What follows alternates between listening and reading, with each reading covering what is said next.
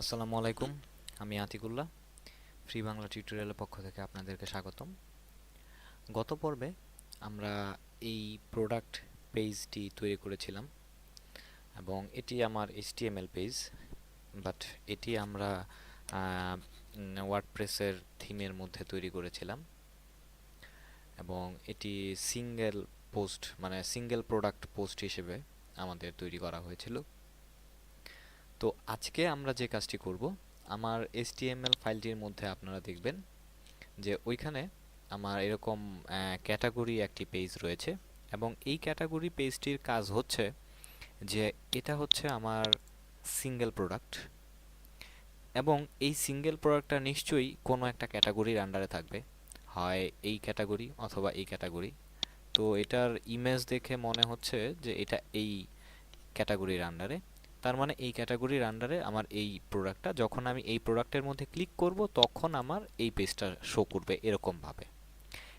কিন্তু তো এর এবং তো সেই এরকম প্রত্যেকটা প্রোডাক্ট নির্দিষ্ট একটা ক্যাটাগরির আন্ডারে অবশ্যই থাকবে। তো সেই ক্যাটাগরি পেজটা কিভাবে তৈরি করতে হয় সেটা আমরা আজকে দেখব। তো এখানে আমার ড্রিম ওয়েভার ওপেন করলাম এবং আমরা আগেই দেখেছি যে আমি HTML এবং ওয়ার্ডপ্রেস দুইটি ফাইল ফোল্ডার তৈরি করেছি। তো আমি আমার ওয়ার্ডপ্রেস ফোল্ডারের মধ্যে হ্যাঁ আমরা যে আগে নামে পেজ প্রোডাক্ট নামে একটি ফাইল তৈরি করেছিলাম, যার ফলে আমার এই প্রোডাক্ট পেজটি মানে এই প্রোডাক্ট পেজটি শো করছিল। তো ঠিক একই উপায়ে আমি এখন, এটা হচ্ছে পেজ প্রোডাক্ট এবং আমি এখন একটি নতুন পেজ তৈরি করব, যেই পেজের মধ্যে নাম দিব হচ্ছে পেজ ক্যাটাগরি। এবং আমরা আগের পর্বে দেখেছি যে আমার প্রোডাক্ট পেজটি আমার ওয়ার্ডপ্রেস ফাইলে পাওয়ার ক্ষেত্রে আমরা যে কাজটি করেছি যে আমরা এই পিএইচপি কোডটুকু লিখেছি, যে আমরা এই পিএইচপি কোডটুকু লিখে কমেন্টের ভেতর টেমপ্লেট নেম প্রোডাক্ট পেজ এই নামটি দিয়ে পেজটি কমপ্লিট করেছি। তো আমি অলরেডি অ্যাকচুয়ালি আমাদের সময়টা বাঁচানোর জন্য পূর্বেই আমি পেজ ক্যাটাগরি পেজটি তৈরি করে রেখেছি। তো এখানে আমরা আপাতত এই এতগুলো কোড নিয়ে না ভাবি, মনে করেন যে এখানে কোনো কোড নাই, বাট আমি প্রতিটা কোড আপনাদেরকে বুঝিয়ে দেব যে কোনটি কোন কাজে ব্যবহৃত হয়েছে। বাট এর আগে আমরা যে কাজটি করতে যাচ্ছি যে এখানে দেখুন, আমরা ঠিক প্রোডাক্ট পেজটি যেরকমভাবে তৈরি করেছিলাম টেমপ্লেট নেম প্রোডাক্ট পেজ, ঠিক একইভাবে আমি আমার ক্যাটাগরি পেজটিও টেমপ্লেট নেম প্রোডাক্ট ক্যাটাগরি এই নামে এই পেজটি তৈরি করেছি। এরপর সিম্পলি অন্যান্য ইয়ার মতোই যে আমার হেডার পোস্ট, এরপর একদম নিচে আমার সাইডবার আমার ফুটার। তো এই পেজগুলো এখানে এইগুলো কমন, যে এগুলোকে আমার যুক্ত করতেই হচ্ছে। তো এদের মাঝখানে আমি যেটি করেছি যে এখান থেকে এই পেজগুলো যুক্ত করেছি। তো এই পেজগুলো যুক্ত করেছি এবং এই কোডগুলো যুক্ত করেছি এবং এই কোডগুলোর কোনটির কি কাজ এবং কিভাবে কোনটি কি কাজ করছে তো সেটি আমরাতে পড়ে যাচ্ছি। এর আগে আমাদের আমাদের ওয়ার্ডপ্রেসের ব্যাক এন্ডে কিছু কাজ রয়েছে। তো চলুন আমরা ওয়ার্ডপ্রেসে যাই।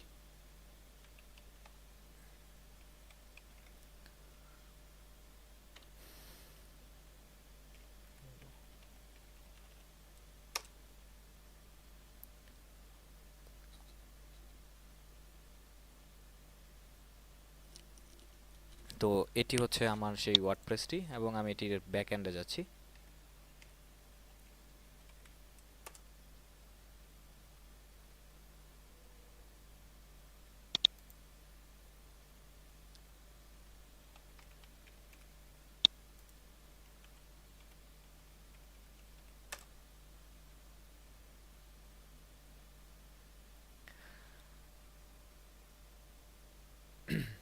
এবং আমি যদি পেজের আন্ডারে যাই তাহলে এখানে দেখব যে আমার যে পেজগুলো রয়েছে সেই পেজগুলো এখানে শো করছে। এবার এখানে দেখুন আমাদের যে পেজগুলো রয়েছে সেই পেজগুলোর মধ্যে একটি পেজের নাম হচ্ছে স্টোর। আমরা সেই স্টোর পেজটিতে যাচ্ছি এবং স্বভাবতই আমার সেই স্টোর পেজে প্রোডাক্ট ক্যাটাগরি নামে যে টেমপ্লেটটি রয়েছে সেই টেমপ্লেটটি আমি ব্যবহার করতে যাচ্ছি। এবং আমি আপনাদেরকে আগেই বলে রাখি যে এখানে হচ্ছে আমার প্রোডাক্ট পেজ, আরেকটি হচ্ছে product category page.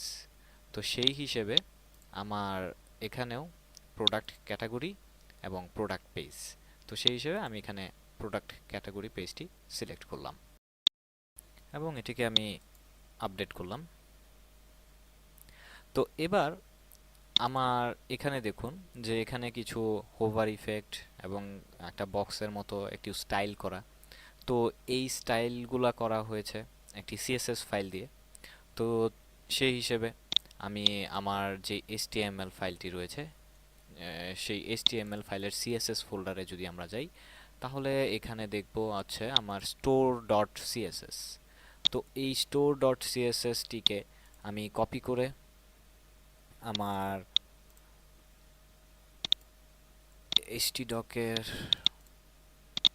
WordPress theme তারপর CSS এই ফাইলটির মধ্যে এখানে এনে পেস্ট করলাম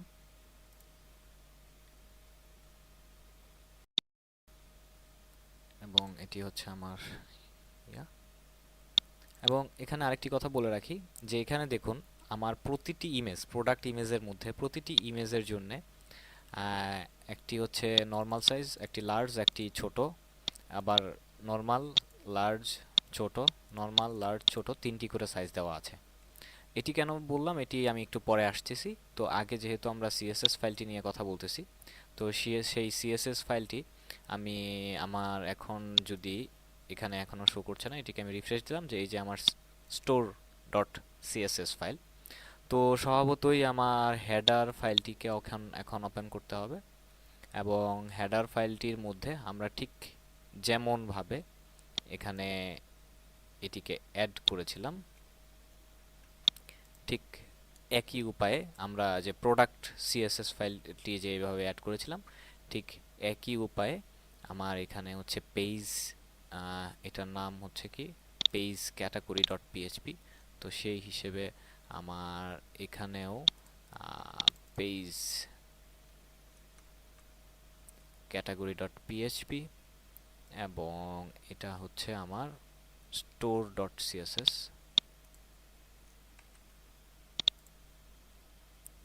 এটি হচ্ছে আমার স্টোর ডট সিএসএস।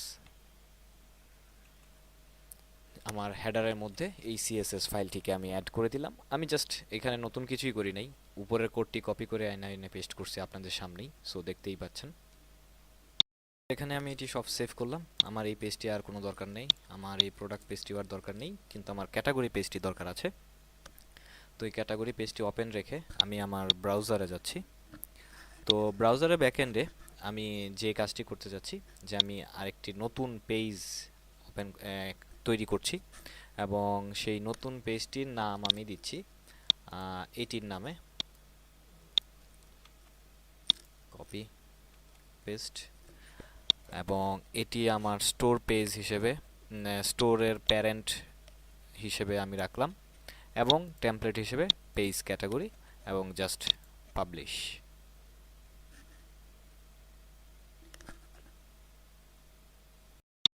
ঠিক একই উপায়ে আমি আরেকটি পেজ তৈরি করতে যাচ্ছি, এটির নাম দিলাম এটির সাথে মিলিয়ে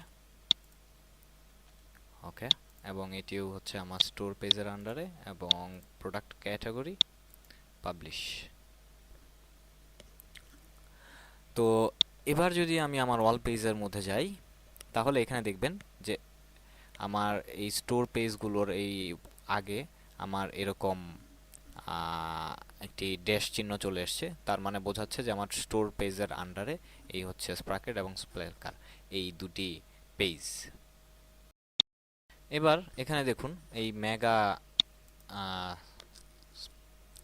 এটির মধ্যে আমরা এটি এখানে স্টোর, এটি হচ্ছে আমার স্প্রাকেটস এবং প্রোডাক্ট পেজ এটি ওকে এবং এটির নিচে আমি একটু আগে আপনাদেরকে যে ইমেজগুলোর কথা বললাম যে আমার প্রত্যেকটা ইমেজের জন্য লার্জ সাইজ, রেগুলার সাইজ এবং মিনি সাইজ, তিনটি সাইজ দেওয়া রয়েছে। তো সেই হিসেবে এখানে আমি শুধুমাত্র প্রোডাক্ট লার্জ এটিকে অ্যাড করেছি। তো সেই হিসেবে এখানে আমি আরও দুটি প্রোডাক্ট অ্যাড করতে চাচ্ছি, দুটি সাইজ অ্যাড করতে চাচ্ছি। একটি হচ্ছে প্রোডাক্ট রেগুলার আর একটা হচ্ছে প্রোডাক্ট মিনি। তো এন্ড প্রোডাক্ট রেগুলার এবং এখানের যেই পাথটা, এটুক পাথ একই থাকবে এবং ইমেজের নাম হচ্ছে আমার রেগুলার ইমেজ যেটি, তো সেই হিসেবে আমার এই ইমেজটি হবে। এবং আমি বলা বাহুল্য যে আমি এই সবগুলো ইমেজই কিন্তু আমার htdoc-এর যে ফোল্ডারটি, সেই ফোল্ডারটি মানে প্রোডাক্ট ইমেজদের নামে যে ফোল্ডারটি, সেই ফোল্ডারটির মধ্যে নিয়ে রেখেছি। তাই আমি সুতরাং আমার নাম যেহেতু একই, তো সেই হিসেবে আমি আমার html পেজের থেকেই আমার প্রোডাক্ট ইমেজগুলো কপি করি আর htdoc থেকে কপি করি, দুটির ক্ষেত্রে একই কথাই হলো। তো আমি এই যে হলুদ যে একটি লাইটের মতো রিফ্লেক্ট করলো, সেটির মাধ্যমে বোঝা যাচ্ছে যে এটি আমাকে এটি সে সেভ করেছে। তো সেই হিসেবে আরেকটি, সেটি এটি হচ্ছে আমার প্রোডাক্ট স্মল, SMALL স্মল। আমার এই পাথটুকু সেম, কিন্তু আমার প্রোডাক্ট ইমেজের মধ্যে হচ্ছে আমার এটি কপি করলাম এবং এটিকে আমি পেস্ট করে অ্যাড করলাম। তো এবার আমি এটিকে আপডেট করলাম। তো ঠিক এবার যদি আমরা অল পেজে যাই,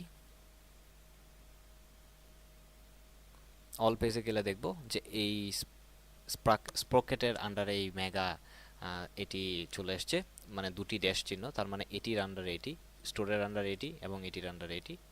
তো আমি যেটি করছি যে এখানে আমার মেগা যেটি মেগা স্প্রকেটাইজ যাই হোক, তো এটিকে আমি এখানে অ্যাড করেছি। তো এখন এখানে আরও দুটি রয়েছে, তো আমি চাইলে এটিকে জাস্ট কপি পেস্ট করে এখানে বসিয়ে দিতে পারি। তো সেই কাজটি আমি করতে চাচ্ছি যে এখানে আমি আরেকটি নতুন পেজ তৈরি করছি। নতুন পেজের মধ্যে এটির নাম হচ্ছে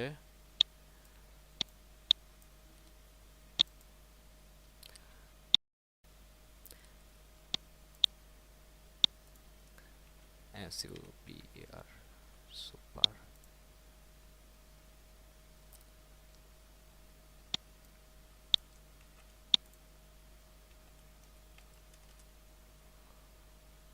এবং আগের বারের মতোই যে এটি আমার এটির আন্ডারে এবং হচ্ছে প্রোডাক্ট পেজ, এবং ঠিক একই উপায়ে যে আমার ডাইমেনশন, তো সেই হিসেবে এখানে ডাইমেনশনটি দেওয়া নাই, তাহলে আমি এখানে যে কোনো একটি ডাইমেনশন দিয়ে দিই, 3 ফিট ইন্টু 5 ফিট, অ্যাড, তারপরে হচ্ছে প্রাইস।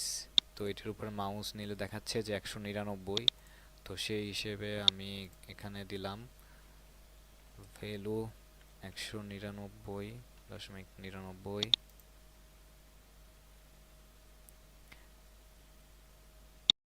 তো বন্ধুরা, জাস্ট সময় বাঁচানোর জন্য আমি সবগুলো এখানে অ্যাড করে ফেলেছি, ঠিক আগেরটির মতো করেই, আলাদা কিছুই করি নাই, হ্যাঁ, গড প্রমিস। এবং এরপরে হচ্ছে এটিকে আমি পাবলিশ করলাম।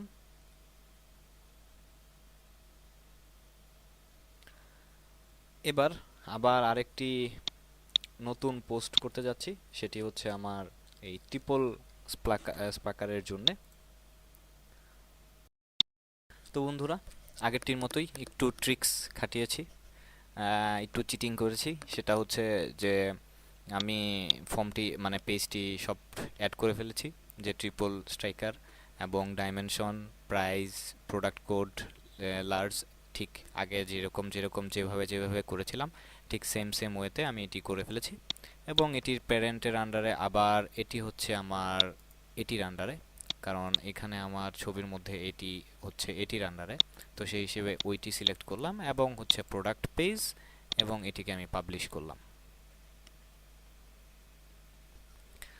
এবং দেখতেই পাচ্ছেন এটি দেখতে এরকম দেখাচ্ছে। তো এবার আমরা যদি অল পেজে যাই, তাহলে ঠিক এখানে দেখুন আমি যেটি করেছি, স্টোরের আন্ডারে দুটি সাব ক্যাটাগরি খুলেছি, এইটি এবং হচ্ছে এটি। এর ফলে এর আগে একটি ড্যাশ এবং একটি ড্যাশ, এবং এটির আন্ডারে দুটি প্রোডাক্ট, ঠিক আমাদের HTML ফাইলের মধ্যে যেরকম দুটি প্রোডাক্ট, সেই রকম দুটি প্রোডাক্ট অ্যাড করেছি।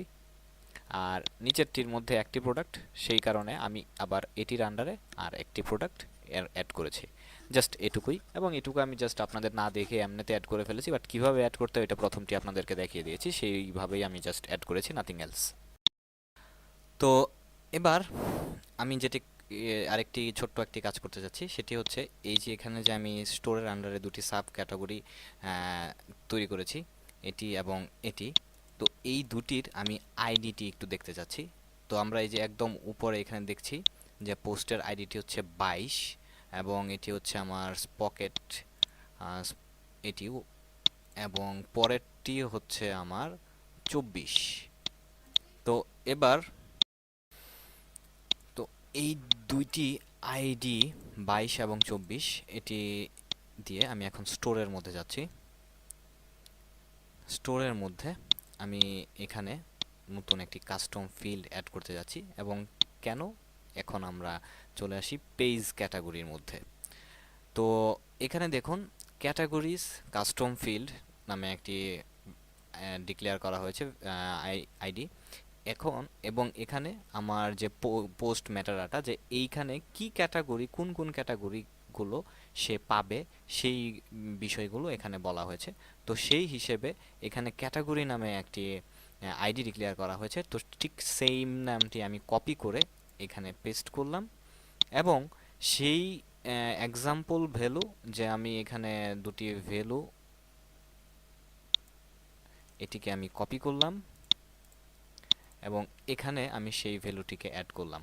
তো এখানে আমার ফর এক্সাম্পল আমি যখন প্র্যাকটিস করছিলাম তখন এটির মধ্যে আমার 92 এবং 94 আইডি ছিল, বাট এখানে আমরা দেখেছি যে আমাদের এই স্প্রকেটস এটির জন্য আমার আইডি হচ্ছে 22। তো সেই জন্য এখানে আমার হবে 22, আর এটির আইডি হচ্ছে 24। তো সেই হিসেবে এখানে আমার আইডি হবে 24, এবং এটিকে আমি অ্যাড করলাম, আপডেট। আবার ঠিক একই উপায়ে এখন এখানেও আমাকে যেটি করতে হবে, এটি হচ্ছে 22 এবং 24, এবং ক্যাটাগরিগুলো আমাকে category CF custom field, category custom field, সেখানে আমি একটি লুপের মাধ্যমে, যে আমার এখানে হচ্ছে 22 এবং এখানে হচ্ছে 24, ফর ইচ লুপের মাধ্যমে এখানে আমার মাঝখানে এটি দিয়ে আলাদা করা হয়েছে। তো এখানে আবার 22, এরপর হচ্ছে লিঙ্ক স্পেস পিস একটি এখানে দেওয়া হয়েছে, এবং এরপর এখানে ইকো, যে আমার ওই পিসটির মানে অ্যাকচুয়ালি আমার যে লিঙ্ক এবং আমার নাম, গ্রুপ, প্রোডাক্টের গ্রুপ, এবং সেইটির লিঙ্ক, প্রাইস, এই জিনিসগুলা, যেমন আমি এটি আরও ক্লিয়ার হবে যে এখানে ছবির উপরে যে আমার নাম এবং আইডি এবং প্রাইসটা শো করছে, এই 519। তো এই জিনিসগুলোই এখানে ডিক্লেয়ার করা হয়েছে। এরপর কোয়েরি পোস্ট, যে per page, post per page, এটি আমরা কিন্তু সাইড বারের মধ্যে এই কোডটি আমরা ইউজ করেছিলাম। পোস্ট পার পেজ কোডটি অ্যাকচুয়ালি হচ্ছে -1 দেওয়ার মানে হচ্ছে যে যতগুলো পোস্ট আছে সবগুলা পোস্ট দেখানোর জন্য। আমরা সাইড বারের মধ্যে শুধু 1 ইউজ করেছিলাম, এটির পেছনে কারণ হচ্ছে যে আমি একটা পোস্ট দেখাতে চাচ্ছিলাম। তো এখানে আমি ক্যাটাগরির মাধ্যমে যেই ক্যাটাগরিটা সিলেক্ট করা হবে সেই ক্যাটাগরির আন্ডারে যতগুলো আছে -1 দেওয়া মানে হচ্ছে যতগুলো আছে সবগুলো দেখানো। তো সেই হিসেবে আমি এখানে চাচ্ছি যে ওই ক্যাটাগরির আন্ডারে যতগুলো আছে সবগুলা সে এখানে শো করবে। এরপর while the post guest post, এবং এরপরে হচ্ছে অ্যাকচুয়ালি এখানে আরেকটি কথা বলে রাখি, এই যে হোয়াইল পোস্ট গেট পোস্ট আমরা যে বিভিন্ন ইয়ার মধ্যে দেখি, পোস্ট ব্লগের মধ্যে দেখি যে view 4 Times, view 5 Times, view 10 Times, কতবার পোস্টটি ভিউ হয়েছে, এইটির নিচে একটি কোড অ্যাপ্লাই করলেই এই কোডটির নিচে তাহলে সেটি আসলে শো করে। তো যাই হোক, ওইটি আমার জাস্ট এখন হঠাৎ করে মনে আসলো, সেই কারণে বললাম। তো এটি আমার আসলে এটির সাথে কোনো রিলেশন নাই। তো এরপর এখানে just simple HTML tag use করা হয়েছে, যার মধ্যে ডাইনামিক্যালি আমার পোস্টের টাইটেল, প্রোডাক্টের নাম এবং প্রোডাক্টের প্রাইস, প্রোডাক্টের ইমেজটি, এখানে প্রোডাক্টের ইমেজটি শো করানো হয়েছে ডাইনামিক্যালি। এরপর হচ্ছে প্রোডাক্টের টাইটেল এবং প্রোডাক্টের আইডি, ডেসক্রিপশন, এই জিনিসগুলো এখানে শো করানো হয়েছে। এবং এভাবে আমার এই প্রোডাক্ট ক্যাটাগরি পেজটি শেষ করা হয়েছে। তো এইবার আমার ক্যাটাগরি পেজ শেষ। এবার আমি আমার ব্যাকএন্ডে আবার একটু অল পেজের মধ্যে যাচ্ছি, এবং অল পেজে এখানে আমার এটির মধ্যে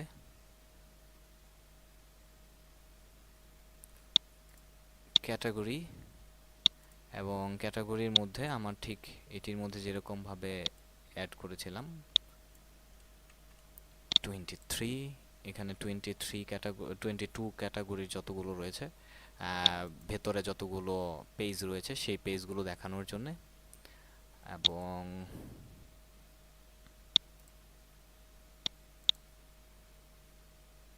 এটি হচ্ছে 24,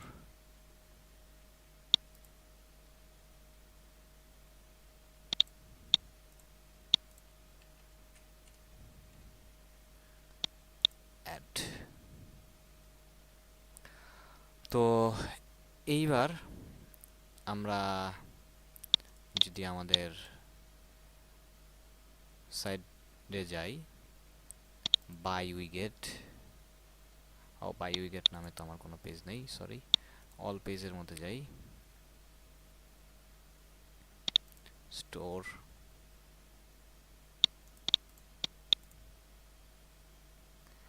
এইবার দেখুন আমার লোকাল হোস্টের আন্ডারে যে স্টোর নামে যে পেজটি, সেই স্টোর পেজের মধ্যে আমার এখানে ঠিক HTML ফাইলের মধ্যে ঠিক যেরকম ছিল আমার এখানেও ঠিক তেমন আমার এখানে ইমেজটি আমি মনে হয় উল্টাপাল্টা দিয়ে ফেলেছি, হ্যাঁ আগে পিছে দিয়ে ফেলেছি।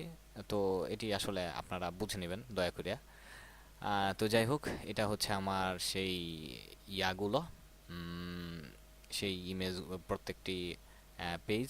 এবং আমি যদি এটির মধ্যে ক্লিক করি তাহলে দেখুন এটির আন্ডারে যেই দুটি প্রোডাক্ট, সেই দুটি প্রোডাক্ট দেখাচ্ছে।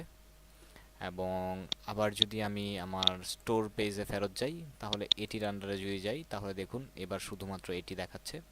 এবার আমি যদি এটি শুধু একটির মধ্যে ক্লিক করি তাহলে আমার এই প্রোডাক্টটি দেখাচ্ছে।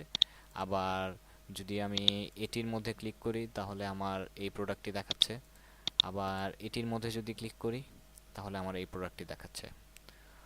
তো বন্ধুরা, আমার মনে হয় যে আই এম রিয়েলি হ্যাপি যে আমি অবশেষে এটা কমপ্লিট করতে পেরেছি, কারণ এটা নাই আমি খুব টেনশনে ছিলাম যে কোনো ঝামেলা হয়ে যায় কিনা। তো সেই হিসেবে আমার স্টোর পেজটি কমপ্লিট করেছি, এবং অ্যাকচুয়ালি এখানে আমরা অনেক কিছু করেছি এবং সেই অনুযায়ী এখানে আমরা, কিন্তু এখন যখন আমরা নতুন করে একজন আমার ক্লায়েন্ট বা আমি এখানে নতুন করে ইমেজ বা আমার প্রোডাক্ট অ্যাড করতে যাব, তখন কিন্তু আর কোডিংয়ে আমার হাত দেওয়ার দরকার নেই। এখন শুধুমাত্র আমরা যে কাজগুলো করেছি কাস্টম ফিল্ডের মধ্যে ঠিক জায়গা মতো যা আছে সেই জিনিসগুলো অ্যাড করে দিলেই আমার এই ইমেজগুলো আমি খুব সহজে অ্যাড করতে পারি। তো বন্ধুরা, আজকে এ পর্যন্তই। পরবর্তী টিউটোরিয়ালে আমরা ব্লগ নামে যে পেজটি রয়েছে সেই পেজটি নিয়ে আলোচনা করা শুরু করব। ধন্যবাদ।